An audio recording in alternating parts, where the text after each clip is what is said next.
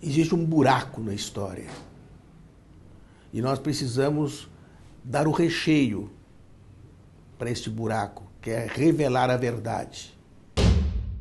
Quantos outros morreram? E quantos que estavam juntos nessa época hoje estão no poder? São quantos anos, de 71 até hoje? Hoje em dia a gente ainda não aprende direito sobre esse período. O sacrifício dessas pessoas não pode ter sido em vão. Agora cabe ao Estado assumir, ele já assumiu para a sociedade, na verdade, mas ele assumiu um papel didático. Mostrar isso para a sociedade, botar nos livros didáticos, assumir isso publicamente de uma outra forma, para que a população saiba o que aconteceu. O que aconteceu tem que ser revelado e lembrado, até mesmo para que no futuro não se repita mais. As pessoas sempre me perguntam essa coisa de como você se sente em relação ao corpo, porque afinal sua avó é desaparecida, né? Mais do que assassinada. E o que eu sempre falo é que, sim, essa coisa de achar o corpo, de saber onde está, o que aconteceu, é importante. Mas para mim, é mais importante para a sociedade do que para mim.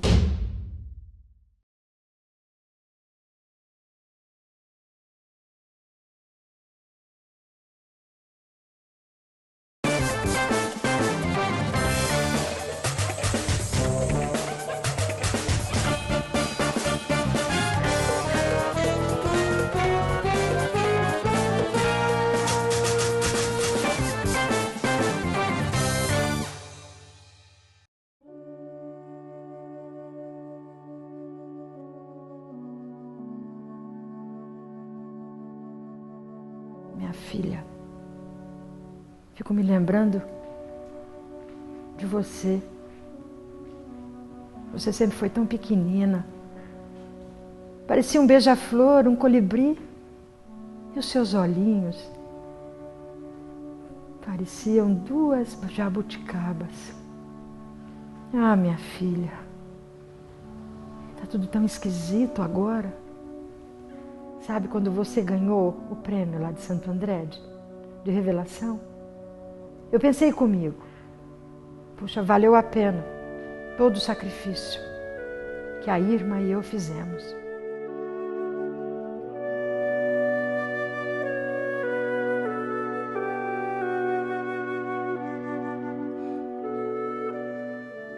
Mas agora,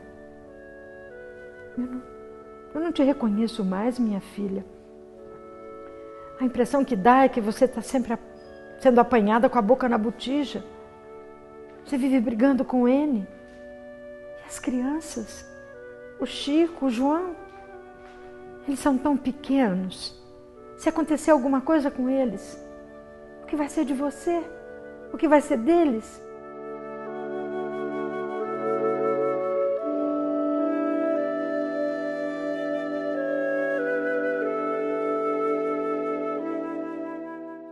Minha filha, será que você andou se metendo em coisa que não devia? Eu fazia o curso de interpretação na Escola de Arte Dramática e a Eleni Guariba, ela tinha vindo de um estágio que ela fez na França com um grande diretor francês chamado Roger Planchon. Esse estágio, na verdade, o Roger Planchon, ele propunha lá na França um teatro descentralizado do grande centro que era Paris. E a Eleni Guariba participou desse processo lá na França. Ao voltar para o Brasil, ela foi dar aula na Escola de Arte Dramática de Dramaturgia. E ela tinha esse projeto, desse plano, desse programa do Roger Planchon, adaptar ao Brasil. Então, dentro da Escola de Arte Dramática, nas nossas conversas de café e tal, ela ficou sabendo que eu e mais alguns outros alunos éramos de Santo André. E lá nós tínhamos o nosso teatro amador, bastante eficiente, né? Tanto é que o resultado de eu estar na Escola de Arte Dramática era em função desse teatro amador que eu fazia em Santo André. Nós conversamos, ela estaria muito interessada em participar.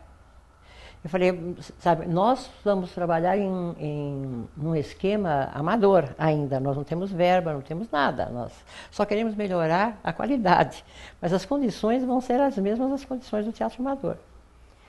E ela disse, bom, mas isso a gente pode conversar. Na realidade, eu não estou assim pensando em dinheiro, o que eu quero é fazer também um bom teatro no Brasil, usar o que eu aprendi na França com o Planchon. O teatro do Roger Planchon em Lyon chamava-se Teatro de la Cité. E o nosso teatro em Santo André passou a chamar-se Grupo Teatro da Cidade, que era o mesmo nome da França. E foi assim que a gente iniciou o nosso trabalho, que acabou se transformando no primeiro espetáculo chamado Georges Dandin.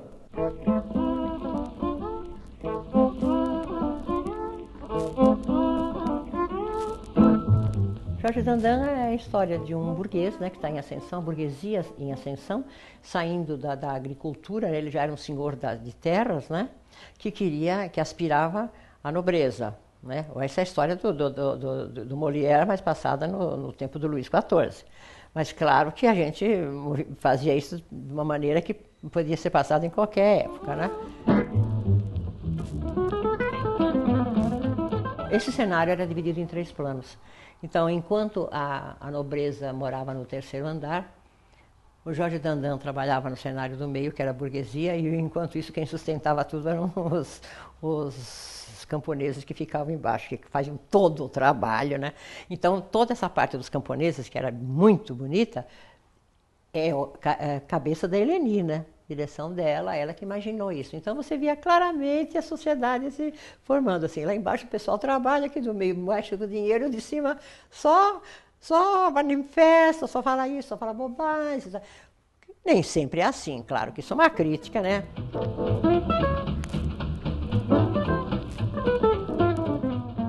A Elénie Guariba, depois dela ter feito esse espetáculo e depois dela ter ganho uma notoriedade como diretora nesse espetáculo do Georges Dandin, ela foi trabalhar no Teatro de Arena com um grupo, não o grupo oficial do Teatro de Arena, mas um outro grupo que se formava, chamado Arena 2. Tal. O Núcleo 2 era um centro de absorção de novos atores, diretores.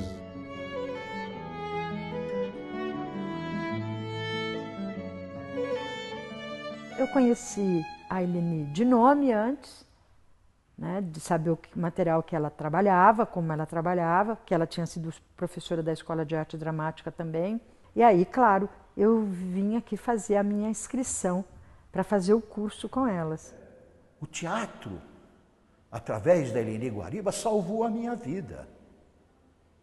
Porque eu era um alienado.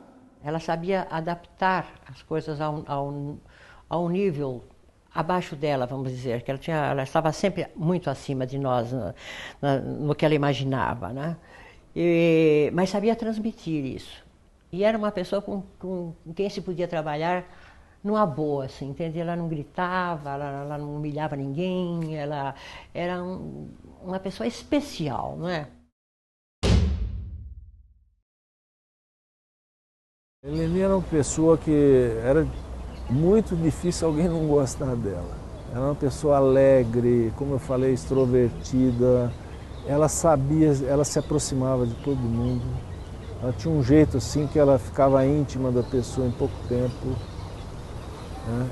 Então, muito inteligente, uma pessoa muito viva. Né? Ela pegava tudo que estava no ar, ela percebia as coisas. Assim, é uma pessoa que tinha muita coisa a dar para as outras pessoas. Ao mesmo tempo, ela tinha uma vida pessoal dela muito embananada, principalmente com os filhos dela, que era o grande problema dela. Ela adorava os filhos, mas ela nunca conseguiu estabelecer uma convivência normal com os filhos. Entre ficar sem fazer nada e fazer, ela preferia fazer. Por quê? Porque ela entendia que tinha que deixar, que tinha que lutar por um mundo melhor, também para os seus próprios filhos. Ela era como mãe? Tem poucas lembranças, né? As lembranças de infância são muito pequenas, mas com certeza só tenho lembranças de carinho. Lembranças carinhosas. Você era apaixonado por ela? Era bem apaixonado. Então eu sofri muito com a perda dela. É uma coisa que você não esquece nunca, né? Até hoje eu lembro dela quase todos os dias, alguma coisa me lembra. É lógico que você vai curando, vamos dizer assim, as feridas com o tempo, mas é uma coisa que a gente não supera totalmente.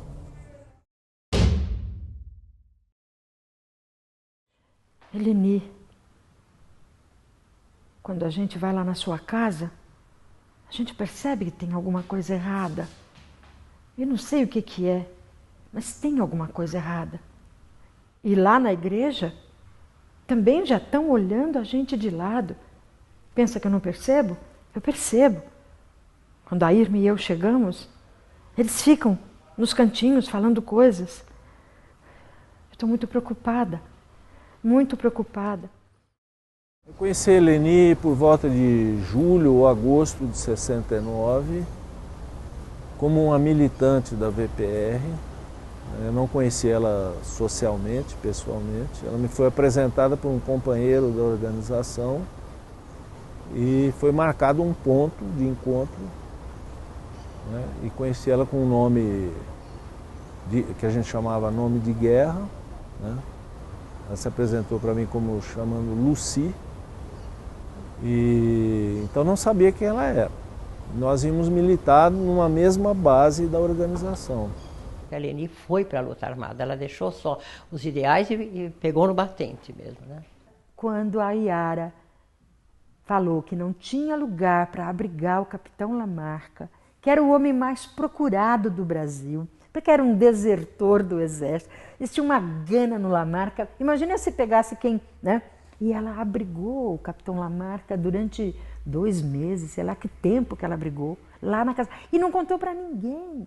Era o cara mais procurado do Brasil, ficado na casa. E a gente não sabia de nada, a gente criança. Não sabia de nada. E a casa era pequena, não era nem uma casa. Acho que a gente resolveu, na época, entrar nessa militância, achando que era o jeito de mudar o Brasil. E a gente não conseguiu, mas acho que nós conseguimos alguns objetivos, né? A gente deixou claro o regime que tinha no Brasil, isso ficou claro, né? Que era um regime de exceção, de força. Todo cidadão é combatente, porque toda atividade humana é guerra. Entende a doutrina de segurança nacional que toda atividade humana é guerra. Eu acho que a Eleni não tinha medo. A Eleni, ela tinha uma determinação na vida dela, né? Quando ela optou mesmo por isso. Ela tinha uma determinação e ela queria fazer isso. Então, medo ela não tinha. Ela sabia os riscos que corria, mas medo eu, pelo menos, não vi em nenhum minuto na Eleni. A repressão já havia sinalizado com todas as letras o seu lema: torturar com extrema violência e atirar, se fosse preciso, e só depois interrogar. Moía-se o prisioneiro nas primeiras 24 horas. Era preciso manter vivos os militantes e ideais, pois uma guerra não se faz sem os seus combatentes. Eu fiquei sabendo que ela estava correndo o risco de ser presa porque o Celso Lungaretti, que era da nossa base no início, tinha sido preso. Fiquei sabendo que ele tinha sido preso. E ele poderia reconhecê-la numa foto, né? Então eu mandei um recado para ela se mandar, sumir. E foi quando ela foi, ela estava sem muito esquema para fugir, acabou indo para uma casa da minha família em Poços de Caldas.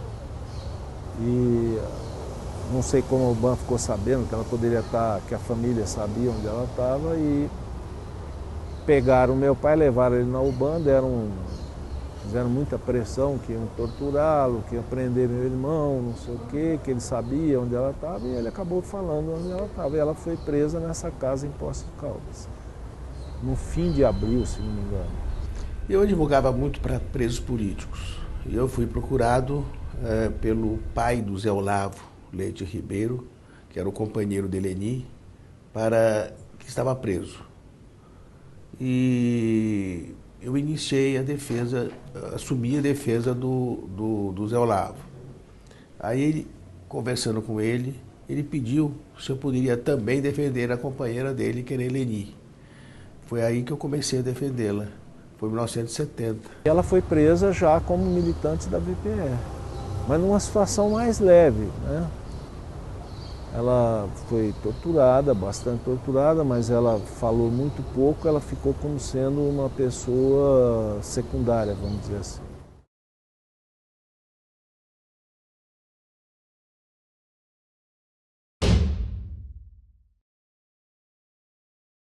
Quando ela foi revogada a prisão preventiva dela, a mim foi uma surpresa, porque as acusações que pesavam contra ela eram acusações que legitimavam, ou melhor, que sustentavam a prisão. Tanto assim que o Zé Olavo, que não tinha um envolvimento maior que o dela, não foi solto. Passado tudo isso, é que eu vejo que, na realidade, é provável, é possível que eles tenham soltado Eleni para ver se, para segui-la. Eu acho que a Eleni mudou quando ela saiu da prisão. Eu acho que ela ficou mais fanática, vamos dizer assim. Aí então é que eu vou saber um monte de coisas que eu não sabia, né? A relação dela com a Yara Yavelberg, né? O comprometimento real dela com a VPR, né? Como ela tinha passado de simpatizante para uma efetiva militante da organização e como ela tinha a preocupação de recompor a VPR. Eleni, a quem eu conhecera anos antes, logo que voltou da Europa, onde estudou teatro com grandes mestres, entusiasmada com a recente libertação, queria que eu continuasse a minha militância na VPR. Nesse difícil diálogo, para quem, como nós, comungava os mesmos ideais, seria preciso argumentos muito sólidos para continuar ou não na luta como militante. E eu me lembro que eu tive com ela o seguinte diálogo. Eleni, você é muito mais importante para nós no teatro, na criação de espetáculos, do que você na guerrilha, na luta armada. Você larga aquilo que você já saiu da prisão, você já pagou o que eles acham que você fez, você volta para nós e vamos retomar os nossos trabalhos. E ela falou, não, o meu destino já está traçado. Eu me ajoelhei aos pés dela, assim como você está aqui, eu me ajoelhei e falei assim, larga tudo, por favor, volta, você é muito mais importante para as artes, para o teatro, para nós, do que para os grupos com que você está trabalhando. Ela falou, não tem volta. Então,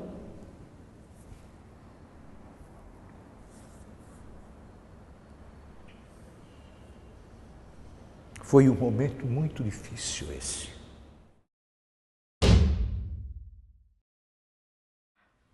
Será que você se meteu mesmo em alguma encrenca, minha filha? Será mesmo? Será que vai acontecer com você? O que é que vai acontecer com você? Ai, Eleni, puxa, eu fico pensando tanta coisa. A prisão da Eleni foi uma armação para pegá-la. Por quê? Porque naquela época nós desconfiávamos já, lá no presídio a gente tinha quase certeza que havia infiltrações tanto na VPR como no Molipo.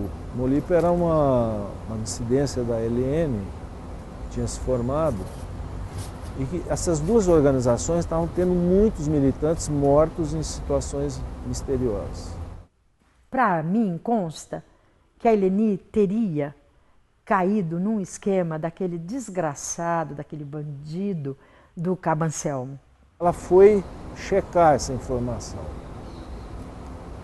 E quando ela checou essa informação, talvez ela tenha checado com o próprio Cabo Anselmo, porque não sabia ainda que era o Cabo Anselmo. Surgiu uma coisa extremamente dolorosa para mim é que o procurador, o doutor Durval Ayrton Moura Araújo, que era o promotor público, promotor da auditoria, ele disse para mim: Zé Carlos, por uma questão de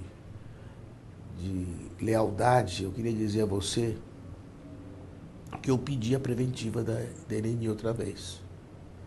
Eu imediatamente telefonei para ela e disse: Eleni, eu preciso falar com você. Ela falou: eu vou ao escritório agora. Não venha. Não venha ao escritório. Mas às 8 eu vou para casa, para o jantar, e às 8 em ponto eu vou ter que sair. Depois a gente conversa. Ela percebeu que eu estava marcando um encontro com ela. E às 8 horas eu desci. Fui para a calçada. Quando eu cheguei na calçada, eu vejo que tinha uma perua veraneio com agentes do DOI-CODE. Aquelas peruas eram famosas, que eram usadas pelos agentes do DOI-CODE, pelos policiais. Então eu percebi que eu estava com polícia na porta de casa. Naquele momento eu tive a sensação que a polícia ia me prender no momento que eu encontrasse com a Eleni.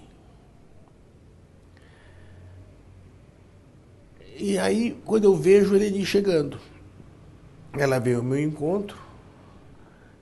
Aí, quando ela chega assim, eu dei um abraço nela. E ela levou um susto. Porque é uma coisa que eu jamais faria com ela normalmente, de abraçar e encostar o rosto, né, no rosto dela. Ela deve ter levado um susto, que meu advogado tá me atracando agora, né? Aí eu cochichei no ouvido dela. Repara que a polícia está aí. Essa perua aí, ao seu lado direito, é do DOI. Você quer conversar? Vamos subir, vamos para o apartamento. Ela falou assim: não, falamos aqui, então eu vou embora. Então, você vá e me dê notícia a cada 3 dias. Aí eu me lembro que eu ainda falei para ela: você quer dinheiro? Ela falou assim: você é meu advogado, até nisso você pensa. E começou a chorar. Virou as costas e saiu correndo. Foi a última vez que eu vi a Eleni. Ai, Eleni, eu não sei mais o que pensar. Eu olho, procuro uma resposta, mas eu não consigo. Tem tanta notícia partida no rádio, na televisão, cada coisa que estão falando. Eu não sei de mais nada, minha filha. A única coisa que eu queria era encontrar você, Eleni. A Marilena Chauí deu um depoimento que foi, assim, chocante, sabe? Tipo, todos os meus amigos que estavam lá choraram.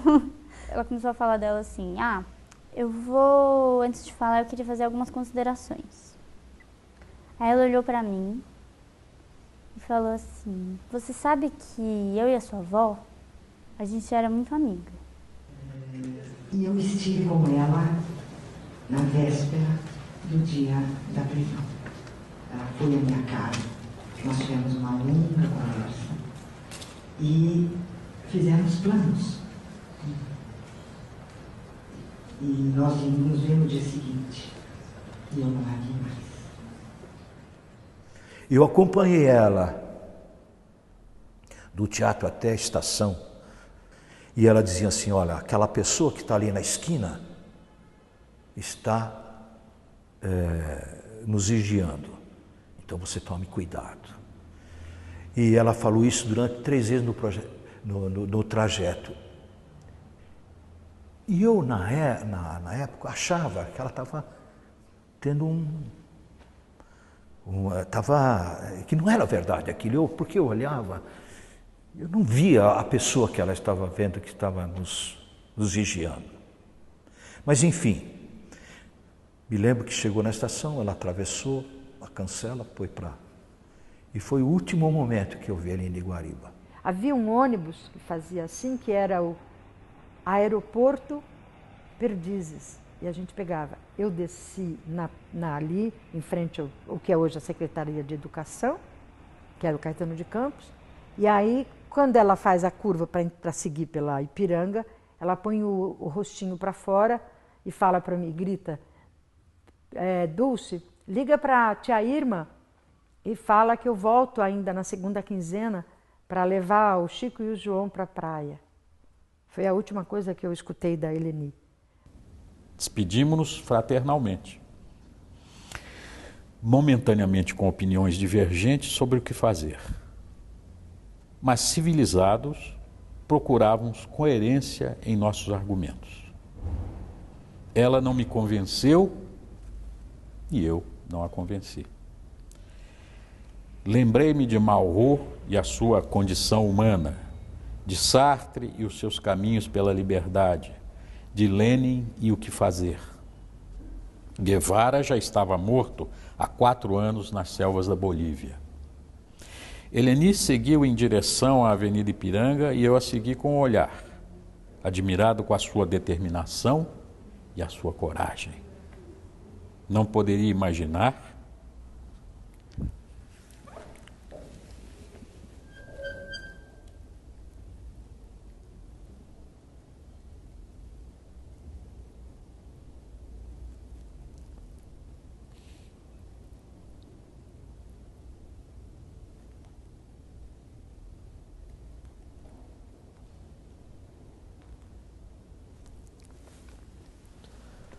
Desculpa.